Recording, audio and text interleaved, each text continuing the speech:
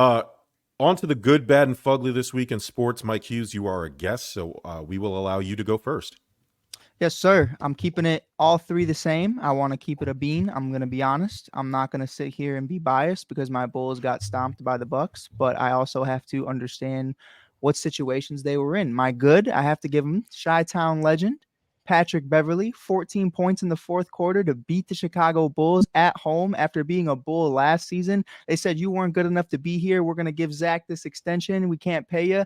And then we end up losing and Zach's nowhere to be seen. So that's the good. The bad was the celebration. Pat Bev acting like it's D Rose 2011, celebrating like his whopping 14 points. That's the bad. And the fugly was against his former team, the LA Clippers, the other night. I saw it, Paul George. If we can pull up that clip when we edit this later, he puts the ball in the air like this because Pat Bev is too short to grab it from him, and Pat swipes it out of his hands and kind of makes a little scene about it like he just did something. I thought it was ugly. I didn't know what to do with that. It felt like I was in eighth grade AAU again, and one of the 11th graders just tried to play me. You know what I mean? I didn't like it whatsoever.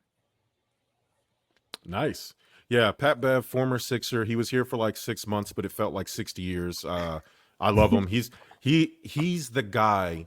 He's the guy every team needs. I know his antics get a little annoying, but he's like the ultimate glue guy, man. Excuse me. Oh, geez, I'm getting choked up just fucking thinking about how great. You miss Pat. You miss Pat that bad. I do miss Pat because I was scared about Kyle Lowry, but Kyle Lowry's been playing very well. So, and then campaign is essentially Pat Bev, just not as famous. I can't. So, Don't talk to me about campaign. My 2018 Bulls fandom can't. I can't take that. I can't do sorry that. about that. Sorry about that. Bert, what you got? Yeah, let's start with the good because I know it's going to trigger you, but I can't ignore the milestone that LeBron James now has 40,000 points. Overrated. And I said, I knew it. I heard it. You know, not a big basketball guy, but I heard it, read up on it. I was like, you know what? This is my good for two reasons. One, because it is an amazing feat. Say what you want, but mostly because I knew it was going to trigger Jerm. And I was like, I have to mention it. I have to. So that's my good. Bad, this comes very recently as a Giant fan. They're not using their tag to tag Saquon. And I know you don't pay skill players, Jerm, but for me, Saquon Barkley, generational talent at running back, is all I have left to cling on to. And now he's clearly going to be testing the market. And unless the Giants can certainly come up with an offer that's just way too enticing, he's going to walk somewhere else. And we are truly going to be up Schitt's Creek because he was 100% our saving grace. And ugly, I'm shifting it over to the focus of the NHL, where a lot of my attention has been recently. There has to be something done about the point system for the NHL. And I bring this up solely looking at the Eastern Conference because just by way of nature, the Western Conference is worked out with this. The standings are appropriate to the amount of wins each of those teams have. Meanwhile, I'm looking at the East and I'm trying so hard to understand how a team like the Panthers with 42 wins, best team in the NHL right now, has 88 points. Second only in that conference to the Bruins, who have 36 wins. 6 less wins, and they're sitting at 86 points. 2 points less. They're 1 win away from tying the Panthers in points in the Eastern Conference, which is so outrageous to me because usually if you have 6 less wins than someone, you should have 12 less points in them. But this overtime shootout loss point that all these teams get is ruining the NHL. And I know we've been dealing with it for a while. It's to me now, it's more apparent than ever. I'm looking at a Bruins team that has 14 overtime losses. That's 14 points they've gotten for losing. So congratulations. They're really good at playing 5-on-5 through 60 minutes, but 5 minutes of 3-on-3 or a shootout, they're terrible at, and they still get a point. It's just so asinine. Now, I'll take the big dogs out of it for a second, because obviously we're looking at standing leaders, but you look at teams like, let's take the Devils. They just fired the coach because they have been abysmal, but they're looking at 30 wins right now, and they could turn it around with 6 weeks left. Let's say they make a run for it. They're looking at a wild card spot. Best case scenario, I guess. So they have 30 wins. Above them in the standings is a team with 28 wins and 26 wins. Now the Devils have 4 more wins than the Islanders.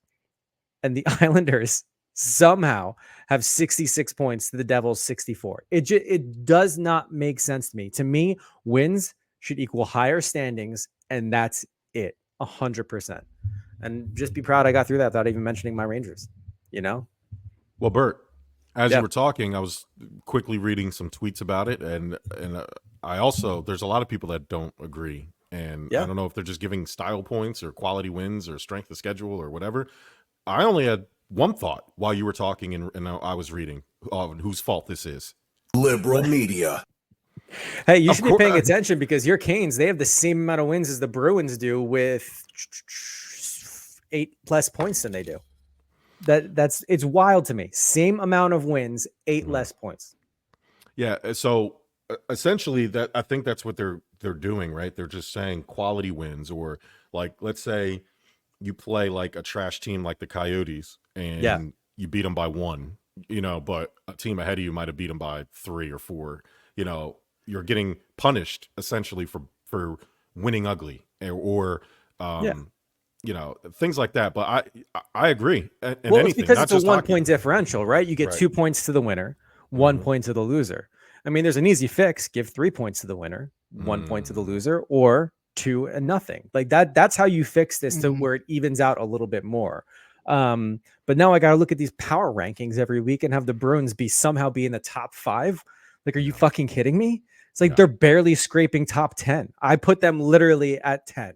And that's only because I couldn't give it to anybody else just based off win. So I look, I know I'm not alone in this, and I don't know what Gary Bettman has to do. And the whole purpose of this point system is when they changed it to accommodate for shootouts, and they want to make the game faster. They want to make the playoff race tighter as we get closer to the postseason, but you're literally rewarding teams for just sticking it out for 60 minutes and losing. And yeah, it's going to make things tighter going in there, but you're going to knock out a more deserving team with more wins as opposed to a shit team that's just going to get rocked in the playoffs. Because guess what? After 3 periods of 5-on-5 in the playoffs is more 5-on-5. So it just doesn't make sense to just keep it this way. And I think the fact that, the Bruins are like 14 overtime wins. That's insane. And we still have so much hockey left. So that number can go up even more. It's ridiculous at this point. Have they always done it this way, or is this like a newish thing? I was trying to, newer, right? Okay. But I mean, they didn't used to have shootouts. They used to just go to sudden death overtime, and sometimes those games would take forever. And I still think it was the 2-1, but at least it was a little bit more deserving. Gotcha. Because it was 5-on-5 overtime, and then later on the iteration was 4-on-4, 5 minutes, and then a shootout. Now it's 3-on-3 and then a shootout. It's like they're forcing obviously the overtime wins because they're opening up the ice a little bit more with 3-on-3. But it's I'm all for high scoring hockey and just like good offensive hockey, but at the same point, like it's ruining these standings. That's why I'm just happy where Chicago's at right now. We don't care about the standings. We care about one kid, Connor Bedard. Anything else, we're just happy to be there. We're just enjoying it. Yeah, that sounds appropriate for a team that's in last place. We're just vibing. We're having a great time. But I mean, with a generational talent and the kid Connor Bedard, I mean, yeah, I'd be happy too, even in last place with him, because his best years are ahead of him. You got the next iteration of Patrick Kane. Is what it comes down to. We're hoping, you're hoping, optimistic about it. I'm hoping next year we get the next Jonathan Tays of this draft class. We get to pair him up with 2 number 1 picks. So, Jerm, all I'm saying is I don't have too much stake in hockey right now. It's been a few years since I cared. Obviously, since they traded Panarin, I haven't really been able to trust the front office. But I'm liking the point system. Keep tanking. Keep doing horrible things to my Blackhawks. I'm on the boat for it. Yeah. Well, every year's a rebuild until you get that 3 cups, in a matter of 4 years. Yep. That's sports though, right? Like it's better, when football had the easier schedule, it's better to be 0-16 than 8-8, right? Like 100%. You either got to be 16-0 or 0-16. Do not be 8-8. So if you're the Blackhawks, unfortunately, it hasn't been working. So you have to sell whatever is valuable, which happened to your guy. But you got Bedard, and then and he's not enough. You got to do it again, and you keep doing it until you end up like the Oilers, right? You have Draisaitl, and you end up with Draisaitl and Connor McDavid, and boom, you know what I'm saying? So that's just the way sports works. Like you have to Unfortunately, you have to reset hard, right? Like that's Yep. just the, like my Sixers did it. Like the only difference is Sam Hinkie actively told the fans, "Hey, we're going to tank, so get your 2-for-1 tickets. We're going to suck for a couple years until we figure it out." And and now we're like a perennial contender, I guess, if you want to call it that. But my good, I know Bert went with LeJourneyman, with LeBron's medal, with third place. Jesus. I'm going to go with Caitlin Clark, breaking Pistol Pete's record. Hey, all you losers out there that just want to shit on people. All right, we get it. Pistol Pete, he did it without the 3-point line. He did it in 3 years, whatever. The Milkmen were also playing basketball back then. Nobody gives a shit. Okay? Don't talk to me about basketball without the 3-point line. Pistol Pete wouldn't even start in the league today. Fuck off. Now, I am surprised that she declared for the draft. This Really? after only because like I felt it feels quick, does it not? Like it feels like we waited so long for her to make a decision, and then she kind of just kind of blurted it out like, "Yeah, I'm going to the draft." And it just now it's like, holy shit. I feel like teams weren't ready for her to declare. And that, I don't know, anticlimactic's probably the wrong word. It just feels odd with her level of stardom, right? Because, like, let's be clear. Caitlin Clark is the sole reason why women's college basketball is better than men's college basketball. One, because she's the only star in college basketball. Who's the star male college basketball player? There is none. It's Bronny James, and he averages 6 points. Like, Yeah. like what are we doing? And it's Bronny James, not because he's good at basketball. Let's put it to you like that. Do you want to talk about somebody who should not be declaring? It's Bronny James. You need to. I mean, I get that he's going to get drafted no matter what because teams think that they're going to get LeBron for a year or two. But Bronny is not. Bryce is the one. That's the one we need to be waiting for. Bryce is the good one. So, it's. No offense to the Fever franchise. No offense to the state of Indiana. But you know what I mean? Like it's Indiana. Like there's a reason why the NBA is going to change their All-Star rules. You know what I want to pitch this to you though, because I do think it's really important. I've spent a lot of like we talked about when Mike and I interviewed Brennan Davis. I spent a lot of time in Iowa covering the Iowa Cubs. Bert, let me tell you something a little bit about Des Moines, Iowa, or anywhere in Iowa. It is god awful. But to that point, that is what Caitlin Clark knows. That is Caitlin Clark's Chicago for me. Yeah. You know what I mean? So her to go to Indiana, especially where that facility and that practice is, you're going to somewhere that is familiar to home. You're still in the Midwest. You're less than 4 hours away from Iowa. You're trying to get somewhere where you understand this is familiar for me. They have Aaliyah Boston, who is an absolute monster. They have a little Kobe Shaq dynamic duo, maybe in the forming there.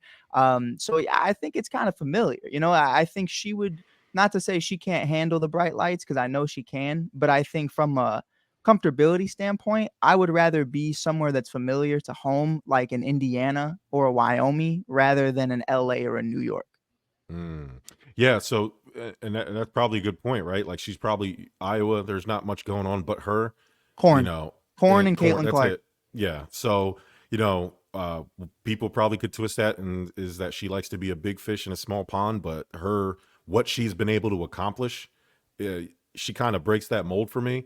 And maybe Indiana having that number 1 pick had something to do with her declaring, but.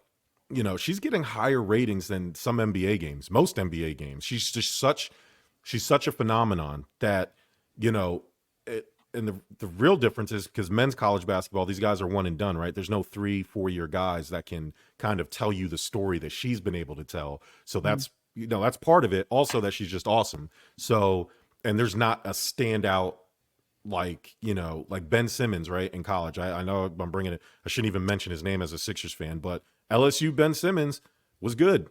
That's just these 1 year guys come out and it immediately. But now like college just doesn't have that. So outside of Caitlin Clark, the next best thing, the gap between that is like from the earth to the moon. Like she's just so far above. So, for me, when she declared, it just didn't feel like as big of a story as I think it should have been. And I wonder if like she just kind of thought kind of what you were saying. Well, Indiana, maybe because now the tanking for Caitlin's going to begin because now the clock will really be on her after next year and blah blah blah blah blah. So she probably was like, you know what, it's a safe bet. Indiana, close to home. I could see, she doesn't want to go join some other super team. She wants to kind of build something on her own, especially with all the naysayers, Cheryl Swoops and those alike who think that she's not going to be as good or whatever she said. She's, said a lot of things, rubbed a lot of people the wrong way. Yeah. I don't want to upset my, our brethren on the Protect Our Queens, but I wasn't feeling with what Cheryl Swoops was saying. All right. My bad. Caleb Williams, get over yourself. I mean, this guy really choosing not to participate in medicals, skills, anything. Like you didn't choke away half your college season at the end there, costing USC because you couldn't play football. And now you're not going to come out there and do the combine. And then you had the balls to tell everybody, yeah, I'm the number 1 pick. I don't have to do this shit. Like that's what he said. And so to me, I'm like, no, you do need to do these things because like I just said, you choked away the second half of your college season. I mean, you were in your stands crying in your mom's shoulder because you couldn't complete a pass in the fourth quarter. But am I missing it? Am I off? Am I off here? Like Caleb Williams, talk about entitled. And I'm not one of those like get off my lawn. I hate the NIL and I hate the transfer portal guys. I think the kids should get what they deserve. But this is the other side of the coin. I can't champion that and then also not expect this. This is just the other side of it, man. These kids are so entitled these days. Like the balls of this kid. Haven't thrown an NFL snap yet to sit there and just say, you know what? I'm not doing no physicals. I'm not doing this. I'm not doing that. Go watch my game tape. We watched it. We all did. The whole country did.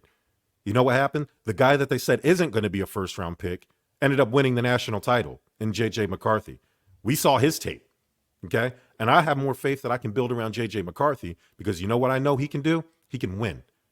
Regardless of his skill set, you put the right things around him, he can win.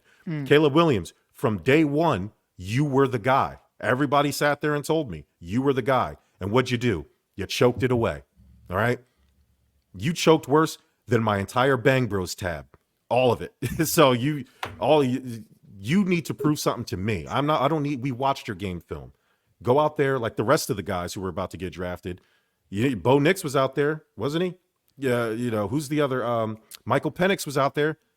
The Washington people were on Washington this whole time, and so again, I'm all for kids getting their money. Hey, Arch Manning, get over yourself. Take the $600 and shut the fuck up.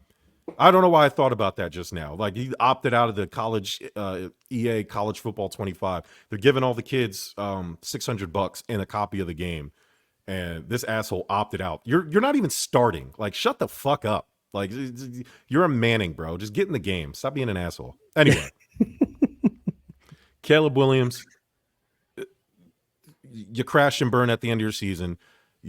So if I'm the Bears, sorry, Mike, but if I'm the Bears, that would give me a little bit of a pause. No, like, are you hearing anything like that?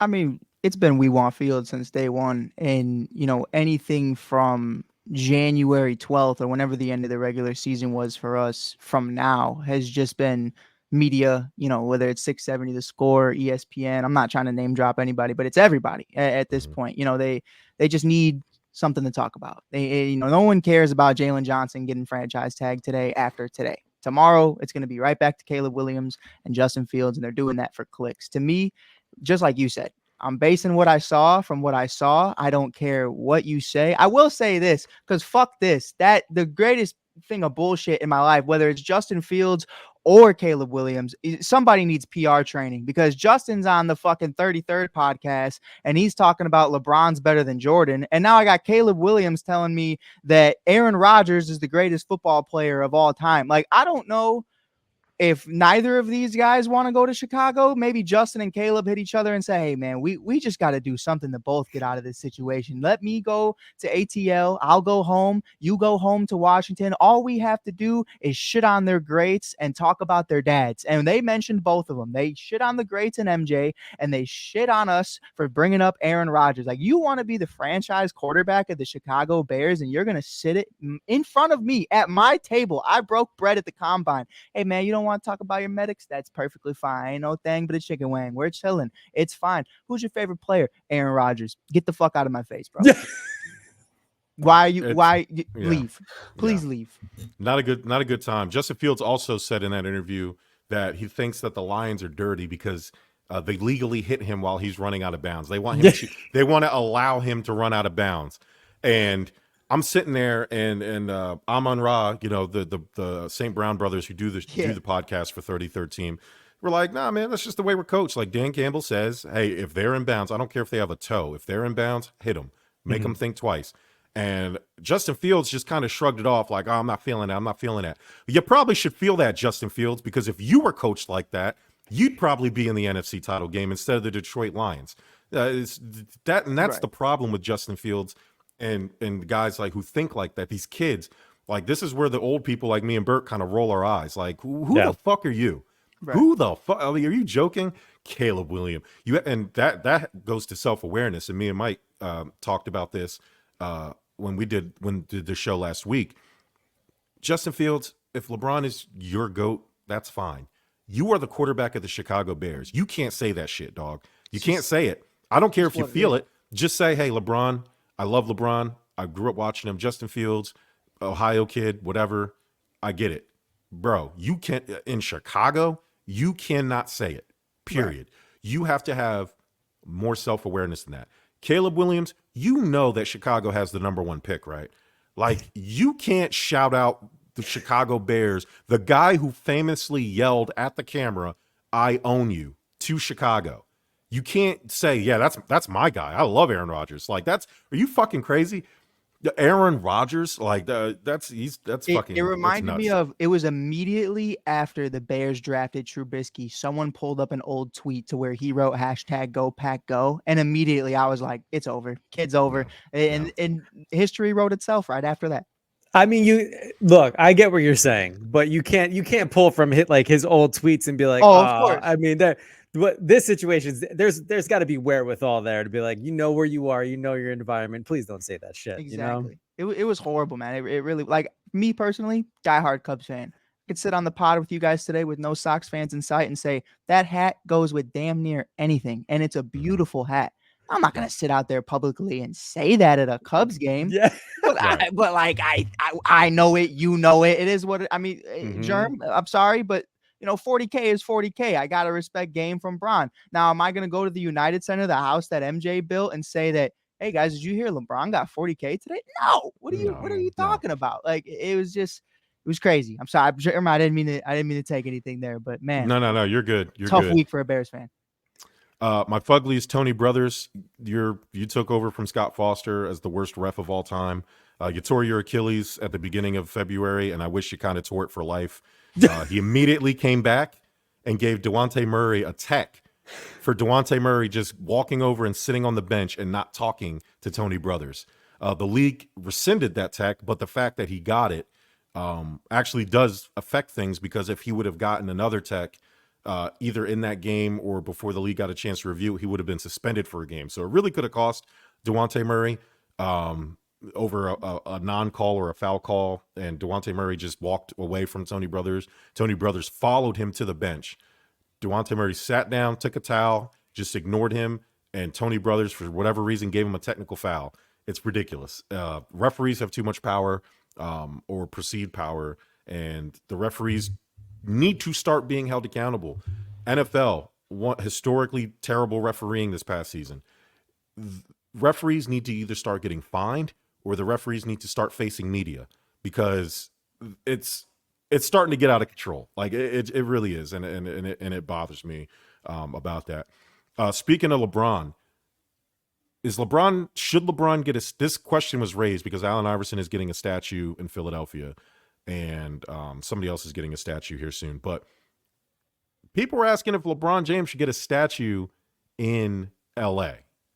Now, Bert, you don't watch basketball that much. No.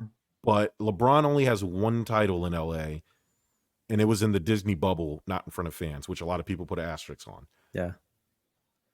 Even if he did win a regular title, for me, this isn't Cleveland, where you can win a ring and everything's happy-go-lucky. All the factory workers in Cleveland are really happy that LeBron got them their ring. Mm-hmm. This is Los Angeles, the Los Angeles Lakers. Kobe has 5 rings, and they finally gave him a statue after he died. It took years after he died for them to give him a statue. They just gave one to Kareem Abdul-Jabbar, and he hasn't played for the Lakers in like 50 years. LeBron James, to put LeBron James 1 asterisk ring next to Kobe and Kareem and Shaq would be disrespectful to them. You're honoring LeBron as a great player is different than as a Laker. He wasn't really that great because the bar for the Lakers is high. Now, should LeBron get a statue for Miami? Sure. Miami's not a huge basketball. They're not deep, rich, whatever. Cleveland, absolutely. He deserves one for Cleveland. He's from there. I get it. Not in L.A. The bar is too high. One ring, any asshole can win 1 ring. Sorry. LeBron has to win multiple rings. If he would have got 3 rings in L.A., I could buy giving him a statue. I could buy it. The 1 ring in the bubble is not, they're just giving out statues like candy these days. I don't know what's going on. I think for me, I didn't even think of of course I thought of the bubble. I'm not one of those guys that discredits it. I still think, rings are ring at the end of the day, because if it would have been my team that won it, I'd be talking shit all day long about it. Yeah. Me too. But, Me too. I do think the first thing I thought of was, well, maybe you give him one just because he broke the all-time scoring record. I didn't even think about the one-time championship in LA, because it's that's not the first thing that comes to mind about Bron being in LA. I think you look at, breaking Kareem's record, him having that moment, I think, like you said, it took far too long to get Kobe one. I know Shaq has a smaller version. I know Kobe's going to have 3, but that's for all different reasons. But it's one of those things for me where it's hey man, my guy Paul get one? Does Paul Gasol get a fucking statue at any point for 2 championships? What was it, 2 championships he gets with them? And he's Kobe's Robin to his Batman, and he played an amazing role in doing so. And it's he's a Hall of Famer in his own right and a former Chicago Bull. But I think at the end of the day, it's as much as I'm a Bron fan, I'm not a fanboy. I'm not, a diehard LeBron fan, but I understand what he's done. And it's at the end of the day, Cleveland, they should just honestly rename Cleveland LeBron James at this point, because that's the only thing that keeps Cleveland relevant other than, blowing 3-1 leads in the World Series. But I think at the end of the day, and also they blew a 3-1 lead to the Cubs the other day in spring training. Some things never change. But I think at the end of the day, man, not LA. Not at this point. It's been 6 years since he's joined, and we're looking at 1 championship, 1 trip to the finals. That was really it. I just don't see it. Yeah. All right. So let's move on to the NFL Combine. Gentlemen, we just talked about Caleb Williams, but he's not the only one. There's a lot of players, except the beautiful Sean Hartman and his hair. You believe that he said he just puts water in his hair and he just wakes up and goes, there's no way. That guy's hair is, speaking from a guy who has no hair, I'm extremely jealous. But between players holding pro days and then obviously college film, players are starting to kind of opt out. I know there's a lot of players that are kind of commending Caleb Williams and others from not participating in the Combine.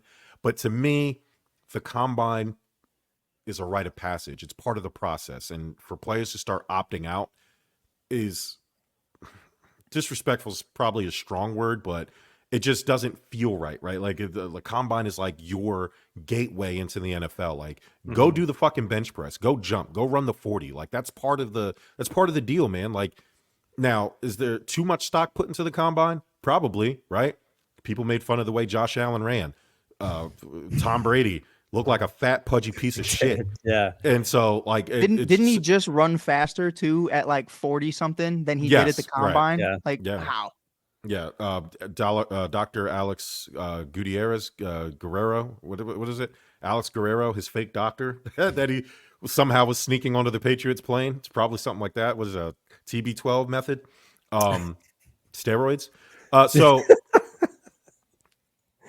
So your thoughts on the combine? Mike, you said a little bit earlier that this